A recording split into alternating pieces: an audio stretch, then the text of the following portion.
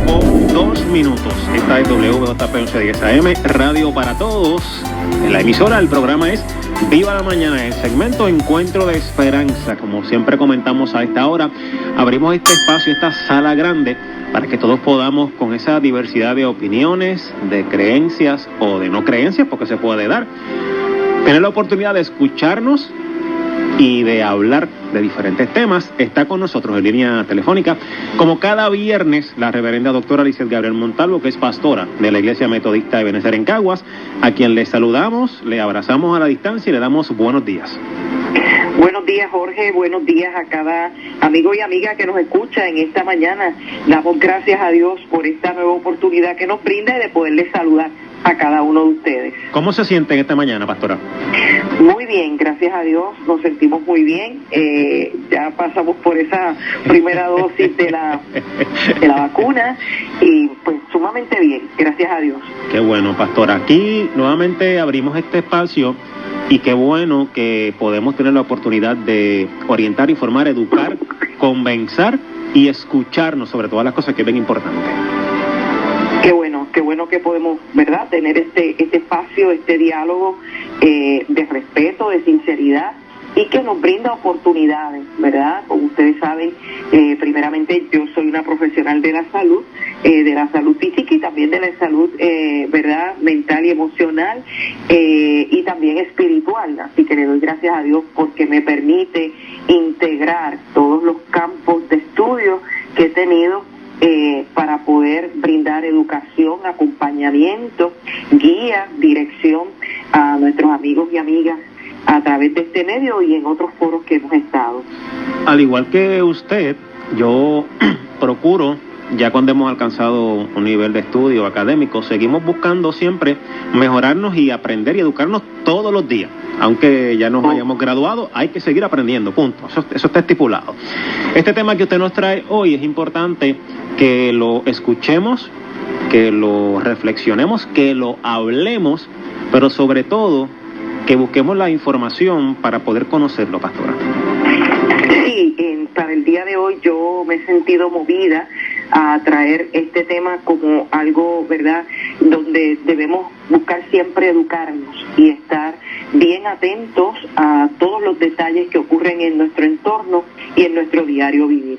Hoy quiero trabajar el tema, ¿verdad?, de las terapias de conversión. Terapias de conversión. Queremos trabajar este tema desde este espacio para brindar un tiempo, ¿verdad?, de educación, de formación, de manera, ¿verdad?, informal, pero queremos acompañar a nuestro pueblo porque muchas veces no estamos teniendo la comprensión de lo que se está diciendo y la gente sigue repitiendo sin tener conocimiento de lo que se está hablando. Así que es importante, cuando uno defiende una causa o cuando uno está en contra de alguna situación, saber los elementos y tener los elementos de juicio, ¿verdad?, para poder afirmar o para poder no aprobar lo que está ocurriendo. Las sociedades, pastora, y yo no le voy a explicar porque usted sabe de esto mucho más que yo, están compuestas de diversidad y todos somos distintos desde que el mundo es mundo, ¿no? Pero ciertamente desde su punto de vista pastoral, espiritual, mucho antes de usted obtener su grado académico doctoral, ha estado aconsejando y acompañando a individuos y a familias en este proceso pastoral. Antes de ir al desglose del tema que usted nos ha de manera sensible preparado para esta mañana, si lo desea contestar, ¿por qué usted cree que tenemos tantas diferencias con este tema particularmente? Bueno, a mí me parece, ¿verdad?, y es mi opinión, que tenemos tantas diferencias con este tema porque se trata de un aspecto que a lo largo de los años, de las décadas, de los siglos, de los tiempos, porque esto no es de la posmodernidad, este es un tema que viene a través de los años, para muchas personas le causa vergüenza, para muchas personas es una humillación, que a su hijo, su hija, sea homosexual, sea lesbiana, sea transgénero, y la marca, ¿verdad?, el sello, la etiqueta de que tienes un familiar lo llaman homosexual, hay distintas formas vulgares, ¿verdad? Y degradatorias de llamar a una persona que es homosexual, que es lesbiana, que es bisexual o que es transgénero. Así que eso dista mucho para mí, Lisette Gabriel Montalvo, del amor de Dios, porque Dios nos ama a todos por igual y todas las personas tenemos virtudes y tenemos defectos. Lo que ocurre que socialmente cuando hay una persona que manifiesta una conducta, ¿verdad? Una preferencia sexual distinta, pues ya esa persona pues queda marcada, ¿verdad? Para algunos como un abusador sexual, como un depredador sexual, cuando realmente no podemos poner todas las personas dentro de la misma caja, ¿verdad? Porque no todas las personas manifiestan su sexualidad de esa manera. Así que es importante, ¿verdad?, que nosotros entendamos que el sentimiento que provoca el que una persona responda a su mismo, ¿verdad?, a su mismo sexo o género, pues es un sentimiento para muchas personas de vergüenza social. Me gustaría, antes de quizás ir al aspecto de salud mental emocional, podríamos, pastora, si le parece, definir lo que son terapias de conversión. Claro que sí, con mucho gusto. Y quiero decirle a los amigos y amigas que nos están escuchando, ustedes saben que nosotros siempre basamos nuestras presentaciones, nuestras ponencias en datos, ¿verdad?, científicos, en pruebas científicas, pues porque esa es parte, ¿verdad?, del estudio de nuestro campo.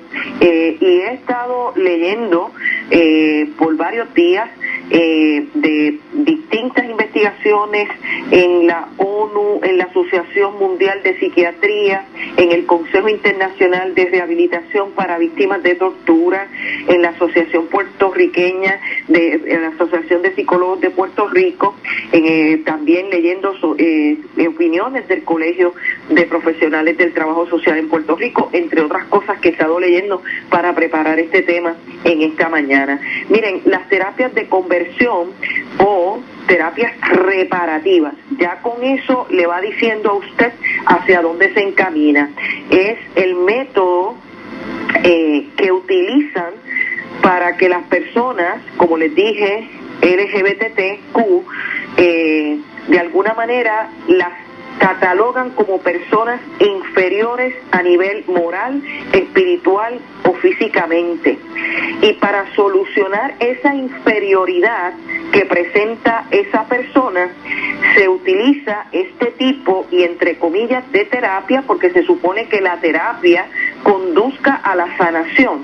Este tipo de terapia de conversión o terapia reparativa, que es las intervenciones, que trata acerca de las intervenciones que tienen por finalidad cambiar la orientación sexual de una persona o su identidad de género para transformarla a una persona normal.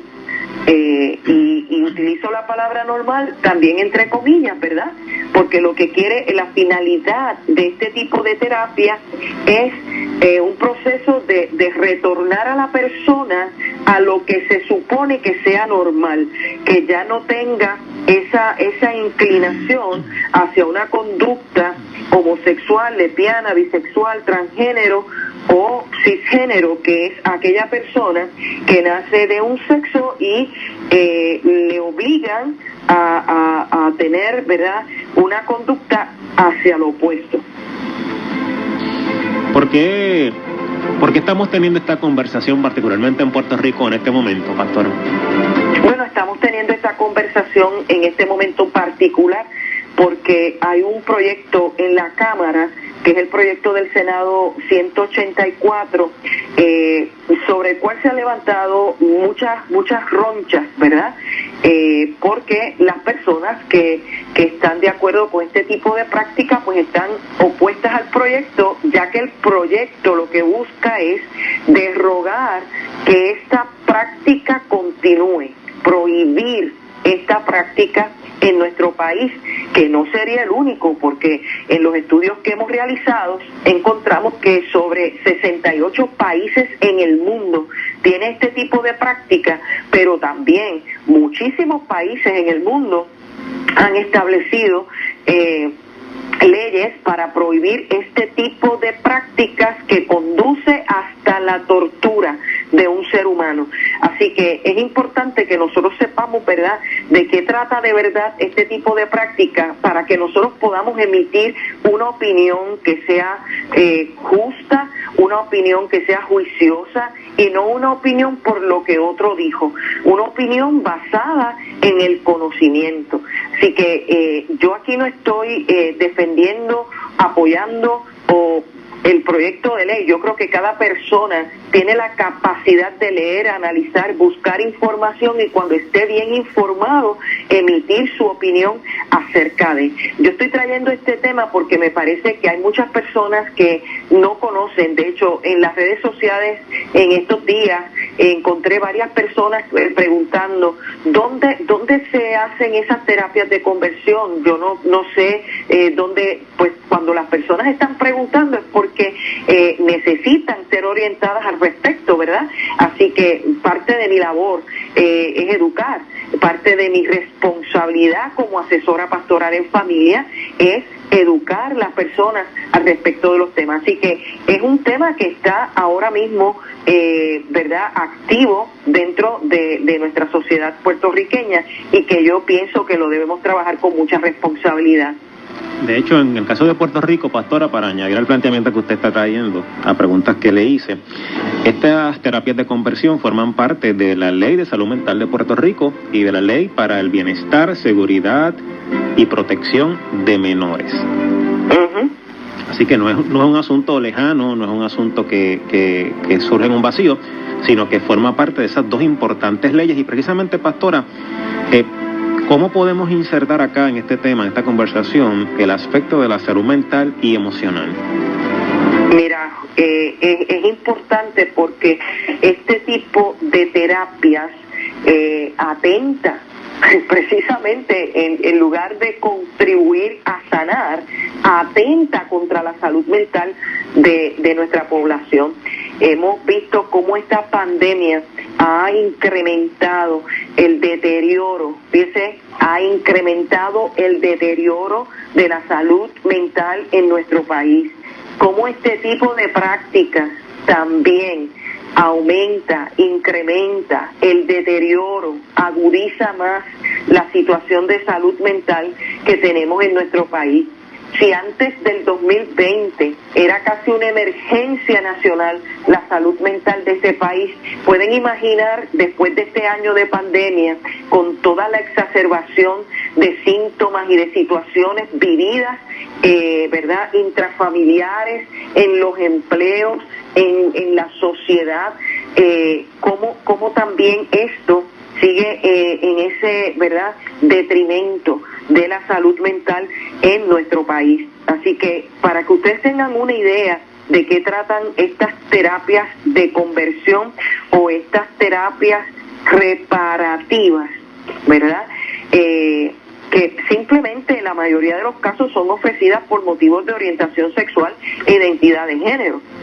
En primer lugar, se utilizan en estas terapias la medicación. Así que si se utiliza medicación, hay profesionales de la psiquiatría o de la medicina que son los únicos que pueden prescribir medicamentos, ¿verdad?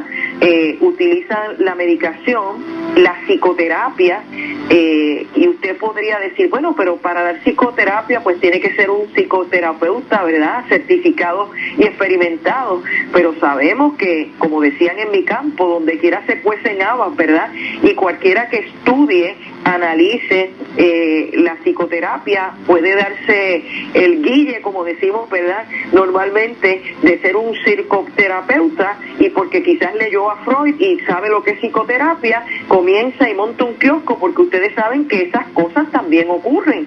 Y psicoterapia, ojo, cuidado, tiene que ser una persona experta, ¿verdad? Pero el uso de medicación, el uso de psicoterapia, el uso de otro tipo de terapias son tratamientos, entre comillas, ¿verdad?, utilizados en el contexto de estas terapias de conversión. Otro tipo de prácticas que se utilizan en estas terapias de conversión o reparación, escuche bien lo que yo le voy a decir: prácticas de humillación, de humillar a la persona, prácticas de degradación, de degradar la persona, prácticas discriminatorias. Y yo les voy a dar ejemplo de estas prácticas que se extienden desde palizas, desnudez forzada, alimentación forzada o privación de alimentos forzosa, aislamiento, confinamiento, medicación forzada, agresiones verbales, humillaciones, electrocuciones y hasta la violación sexual para cambiar a la persona de su conducta. También se utilizan todo tipo de métodos que provoquen dolor, sufrimiento físico, sufrimiento psicológico, para provocar el cambio de conducta en personas adultas, adolescentes y niños. Y a mí me parece que ya esto, ¿verdad?, raya en un maltrato a la persona, y esta es mi opinión personal, un maltrato, ¿verdad?, a las personas. Así que es importante que nosotros dialoguemos sobre esto, porque a nivel mundial se están haciendo investigaciones sobre este tema constantemente. Pastora, ¿cuál es la importancia de la educación en este tema, en todos, pero particularmente en este tema que voy a insistir desde mi perspectiva que nos divide tanto? ¿Por qué es importante seguir educando, buscando información para comprender, entender lo que implican estas terapias de conversión? Bueno, es importante educarlos porque el mero hecho de realizar una práctica no quiere decir que es correcta. El mero hecho de tener una opinión acerca de una práctica no quiere decir que es correcto. Nosotros los que vivimos hace unas cuantas décadas atrás, ¿verdad? Yo tengo 55 años, en un par de semanas cumplo 56 años. Recordamos que en la escuela, cuando íbamos a la escuela, la maestra, el maestro, tenía el derecho de pegarnos físicamente si nos comportábamos mal. Y si nosotros nos portábamos mal, nos pegaba el maestro, la maestra, y también mamá y papá cuando llegábamos a la casa, como para reforzar, ¿no? Y no necesariamente el castigo físico cambia conductas, eso está comprobado. Al contrario, el castigo físico deja unas lesiones en la estima, en la vida de las personas, marca a las personas. El dolor emocional por el menosprecio marca a las personas. Y a mí me parece que este tipo de terapia apunta a esa humillación que raya en la tortura. Y que yo sepa, en el 2021 la tortura no es un método oficial de los países aprobado y visible para todo el mundo. Allá en los tiempos de Juana de Arco, allá en los tiempos de la caverna, pues la gente tenía ese tipo de agresión física, de agresión psicológica para lograr sus objetivos, pero se supone que el ser humano haya cambiado, haya evolucionado en ese sentido de tener conocimiento, de ver que las cosas se trabajan desde otra perspectiva y no desde la agresión física, verbal o emocional para transformar a alguien. Así que la educación es importante para que nosotros sepamos, tengamos conocimiento, tomemos nuestras propias decisiones, decidamos hacia qué lado nos vamos a apostar, ¿verdad? Hacia qué lado nos vamos a colocar, en qué lado vamos a estar nosotros, si en el lado de la justicia o en el lado de la injusticia. Y esto tiene que ver con espiritualidad también, porque me pregunto yo como pastora, ¿en qué lado se posiciona Jesús en todo esto? ¿En qué lado está el amor de Dios en todo esto? Yo no creo que cuando a mí me arrodillaban en arroz era una expresión de amor y de cariño. No lo creía en aquel momento y tampoco lo creo en estos días. Y yo no estoy diciendo esto para que usted me tenga pena a mí, pero esas eran parte de las prácticas de nuestro tiempo. Y no te portas bien, pues te damos una pela hasta que te saquemos la piel, para que aprendas realmente. ¿Aprendíamos o teníamos miedo de las consecuencias? No sé si me estoy explicando, Jorge. Sí. Aquí, pero yo pienso que sí. Aquí voy yo ahora, no sé si después de este planteamiento va a seguir habiendo encuentro de esperanza, pero aquí voy. Tú sabes que yo siempre he sido honesto con lo que pienso y defiendo. Yo tengo una situación, no una confusión, pero sí una gran dificultad no necesariamente tenemos que estar de acuerdo, pastora, pero el Dios que yo conozco y que ha estado en mi vida presente en todo momento, lo afirmo y lo digo públicamente, es un Dios de amor, de respeto, de perdón. No estoy diciendo que estemos de acuerdo no con conductas o con otras cosas, pero ¿por qué esta guerra constante en señalar desde un punto de vista o de una perspectiva del pecado o señalar lo que está malo en el otro? ¿Quién soy yo para juzgar a ese tan humano como yo? No sé si me expliqué, me entiendo o... Perfectamente. Mira, Jorge, yo creo que muchas veces los líderes religiosos asumen la postura como si fueran Dios, pero Dios no es un líder religioso. Dios es Dios y punto. Es el creador de todas las cosas, es el creador de todo lo que existe. Así que a mí me parece que hay personas que asumen el papel de Dios, y realmente usted y yo no estamos aquí para asumir el papel de Dios. El que debe emitir juicio es Dios, y lo dice claramente en la Biblia. Pero el ser humano se ha empeñado en hacer juicio sobre otro ser humano, sobre las situaciones. Y no es que no pensemos, no es que seamos marionetas de Dios, no es eso. Pero a mí me parece que precisamente la clave de esto, Jorge, está en lo que dije al principio. Las personas piensan que la gente lesbiana, homosexual, la comunidad LGBT son personas inferiores moral, espiritual y físicamente. Ese es el pensamiento generalizado. Pero mire, personas inmorales, personas sin espiritualidad, personas que no aportan al país, hay en todos lados. Y entonces aquí es la doble vara, lo que permitimos, porque esto, aquello, lo otro, yo no sé, ¿verdad? Yo creo que nosotros tenemos que ser personas sensibles a lo que estamos recibiendo, sensibles a lo que estamos viendo. Y estas terapias de conversión no nos llevan a nosotros, ¿verdad?, a un encuentro de esperanza.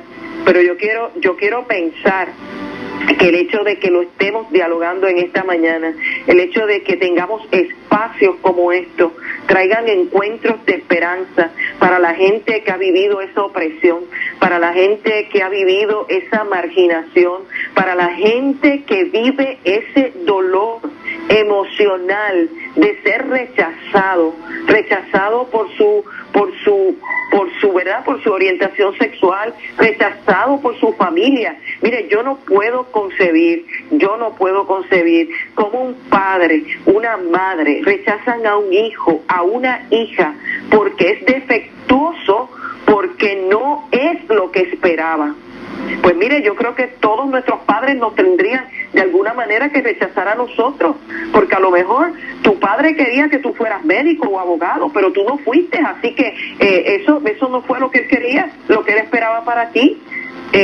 Así que nosotros, y pueden decir, no pastora, pero ya sé, no, es que todo es todo, o es todo o es nada, ¿me entiendes? Así que a mí me parece que este tipo de práctica lo que aumenta es la fragmentación de nuestro mundo, la fragmentación, el rompimiento de la familia, la fragmentación, el rompimiento de la persona.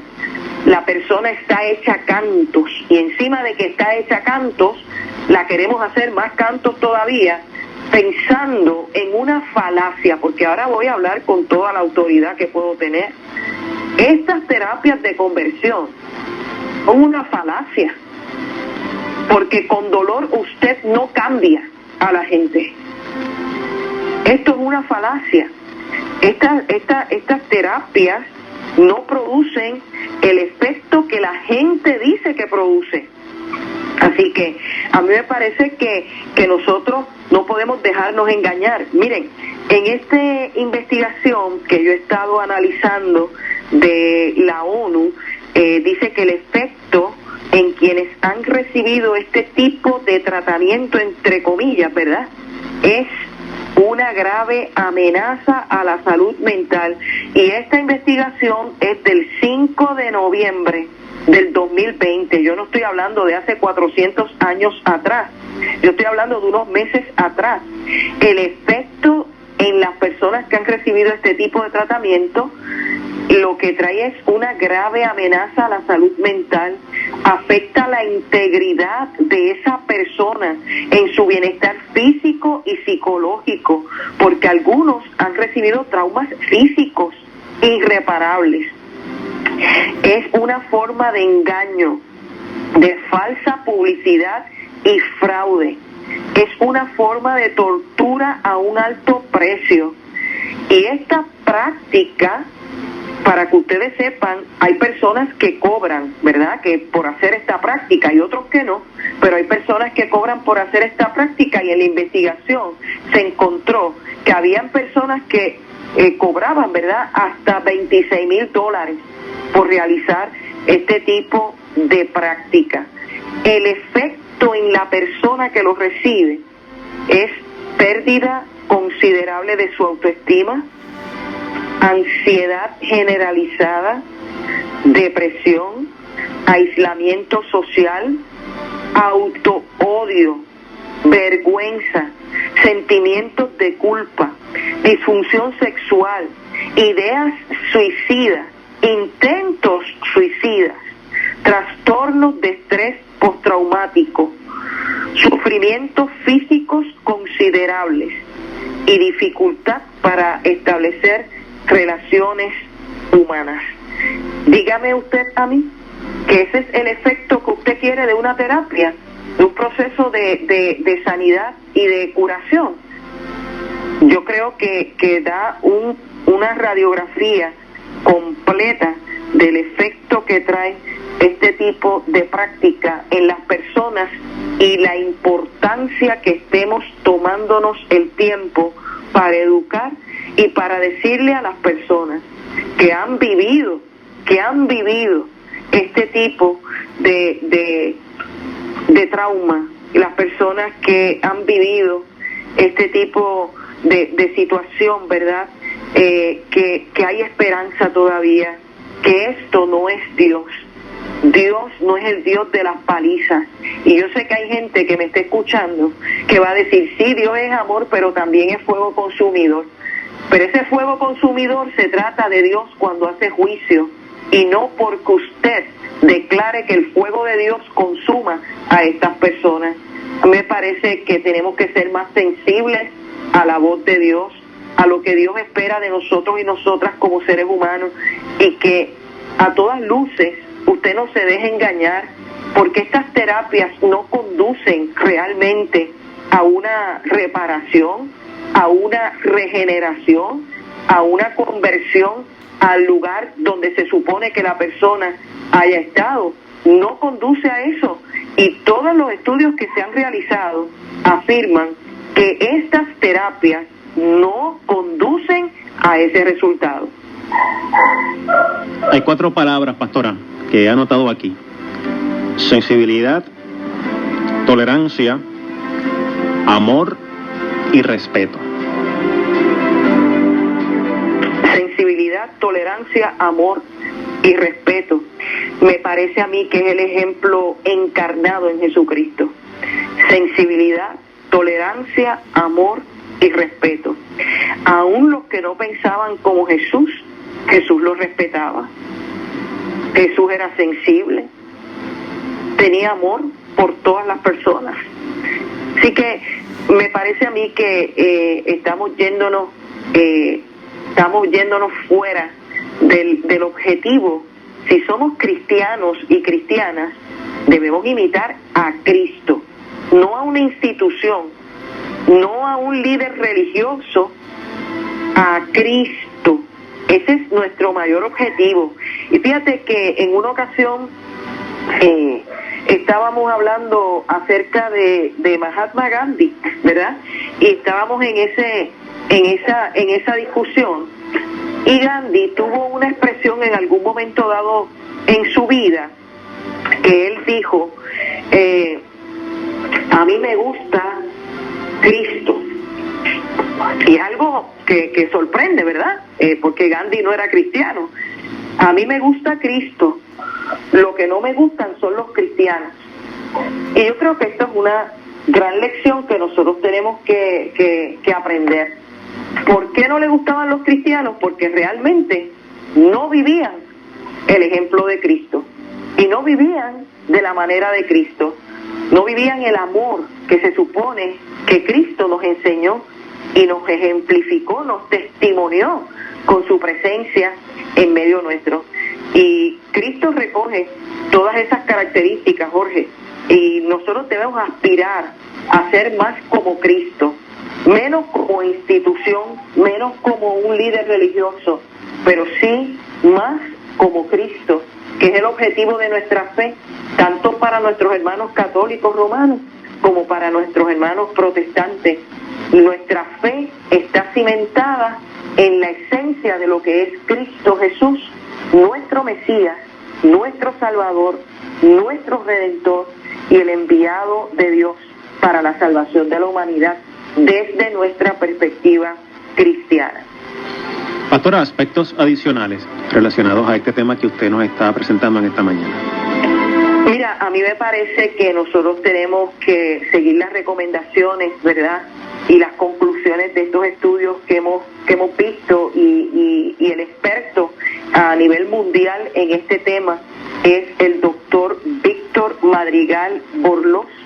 Él es el que hizo estos estudios para la ONU, no solamente en el 2020, sino en décadas anteriores, y da unas recomendaciones, ¿verdad?, que nosotros debemos de hacer campañas para concienciar. Y yo creo que eso es parte, ¿verdad?, de lo que estamos haciendo en esta mañana para levantar la esperanza en medio de la desesperanza.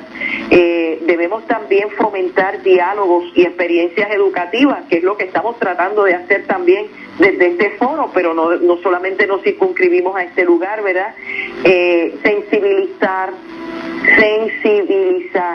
acerca de las violaciones de los derechos humanos en niños, en adolescentes y en adultos que han sido obligados a tener este tipo de terapia, ¿verdad?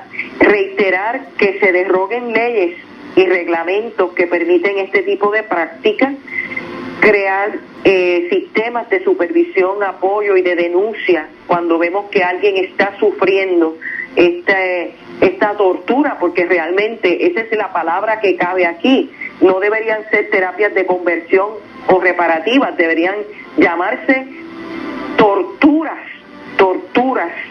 que de verdad no reparan nada, y también tener medidas urgentes para proteger a los niños y a los jóvenes. En la discusión que hay en el Senado ahora mismo sobre esta pieza legislativa, es que los padres tienen la autoridad, ¿verdad? Y la patria potestad sobre todo lo que se hace sobre su hijo hasta los 18 años. Pero me parece a mí que porque los padres tengan la patria potestad, porque los padres tengan la autoridad legal como guardianes, ¿verdad? De sus hijos, porque tengan esa responsabilidad no quiere decir que debemos ser permisibles en que se hagan este tipo de práctica y tortura con niños y niñas, con adolescentes que no les queda otro remedio que seguir el instructivo de su padre o de su madre, ¿verdad? Así que a mí me parece que nosotros tenemos que ser más sensibles, mostrar más amor, ser más tolerantes, y que el motivo, ¿verdad?, de lo que conduce a este tipo de terapias, que es la orientación sexual y la identidad de género de alguna persona, porque se ve como inferior, no debe ser lo que conduzca a este tipo de proceso inhumano, humillante y de desamor, porque no me venga a decir usted a mí que lleva a un hijo a una tortura porque lo ama. Pues si lo amara, lo recibe tal y como está y lo presentara delante de Dios todos los días en oración, y si hay algo que cambiar en esa persona, permitirle a Dios que sea que lo cambie. Y si Dios lo quiere cambiar, que lo cambie. Y si Dios no lo quiere cambiar, eso es un asunto de la persona con Dios. Pero hemos querido jugar al papel de ser dioses. Y eso es lo que nos ha llevado al punto donde estamos un día como hoy. ¿De qué hemos estado hablando en la mañana de hoy, pastora? Hoy hemos estado hablando de las terapias de conversión, de las terapias reparativas, que vienen como intervención para cambiar la orientación sexual de una persona o su identidad de género. Es la terapia, llamada terapia, que se utiliza, ¿verdad?, para que las personas homosexuales, lesbianas, bisexuales, LGBTQ cambien, porque son inferiores moral, espiritual o físicamente ante los ojos de estas personas. En este punto del programa regularmente hacemos dos cosas. Usted comparte con nosotros un texto bíblico y cerramos este espacio con la oración correspondiente. Yo quiero compartir un texto bíblico que me mueve en esta hora y decirle a mis amigos y amigas que me han estado escuchando que hay esperanza, Yo voy a compartir de la epístola de Primera de Juan, en el capítulo 2, los versos del 9 al 11, y dice así: si alguno dice que vive en la luz, pero odia a otro, en realidad vive en una gran oscuridad. El que ama a los demás vive bajo la brillante luz de Dios y no causa ningún problema a los otros. Pero el que odia a los otros vive en oscuridad y no sabe a dónde va, porque la oscuridad lo ha dejado ciego. Y a mí me parece que esto no lo inventé yo, esto es la palabra del Señor en Primera de San Juan, capítulo 2, versos del 9 al 11. Dice que la persona que odia a otra persona va a llegar en ese odio hasta la oscuridad, y en esa oscuridad se va a quedar ciego. Y me parece a mí que esa ceguera es la que nos hace, o la que hace que estas personas vean a los seres humanos que no son como ellos quieren que sean, defectuosos, inferiores.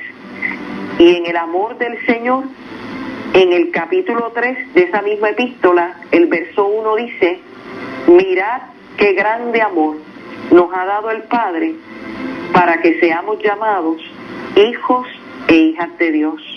Los hijos y las hijas de Dios, los seres humanos todos, hijos e hijas de Dios. Que en esta hora, esta intervención que hemos tenido traiga esperanza y traiga luz en medio de la oscuridad y en medio de la desesperación que como sociedad estamos viviendo. Oramos. Padre, gracias te damos por la bendición que tú nos has dado de estar juntos y juntas, hermanados y hermanadas a través de este medio. Te pedimos, Señor, que de manera especial tú bendigas cada una de nuestras vidas, que tú toques nuestros corazones, que haya amor que fluya en nuestro corazón, que dejemos el discrimen a un lado, que podamos afirmar la tolerancia, la sensibilidad, Señor, de manera especial. Oramos por las personas que han sido traumatizadas con este tipo de terapia, Señor. Oramos por aquellos, Señor, que han sufrido, Señor, de manera profunda en su corazón, en su espíritu, en su estima, que han sufrido este tipo de tortura física, psicológica o emocional.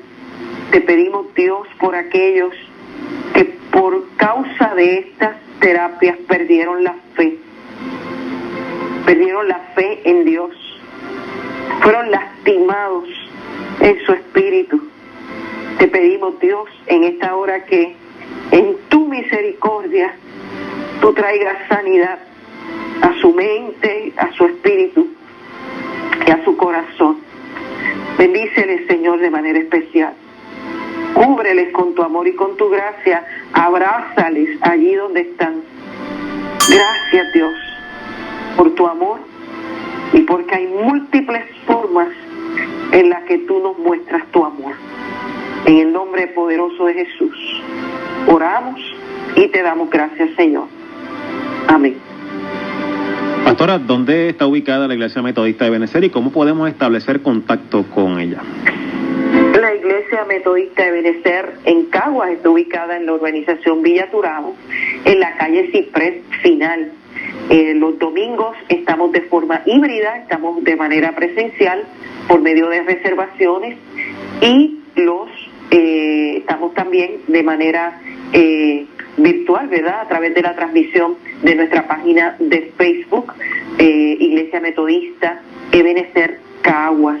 Allí nos consigue en nuestra página de Facebook. Los domingos a las 11 de la mañana se transmite en vivo. Los martes se transmite en vivo y los jueves a las 7 de la noche. Y nos puede también, ¿verdad?, conseguir a través de nuestro canal de YouTube, Iglesia Metodista Ebenecer. De hecho, cada una de nuestras intervenciones en toda la programación de la iglesia está en el canal de YouTube. Usted solamente entra, Iglesia Metodista Ebenecer, y cualquiera de nuestros programas, cualquiera de nuestros eventos culticos o actividades, usted lo puede acceder a través de nuestro canal de YouTube. Allí entra, le da seguir, importante que le dé seguir para que podamos continuar alcanzando a otras personas. Reverenda doctora Lizeth Gabriel Montalvo, gracias por estar junto a nosotros en esta mañana en un encuentro de esperanza. Gracias a ti y gracias a nuestros amigos que fielmente nos escuchan. Estamos en el tiempo de Cuaresma. Reflexione acerca de lo que hemos hablado y lleve esperanza a aquellos que están viviendo un profundo dolor. Excelente fin de semana para usted, pastora. Conversamos pronto. Gracias.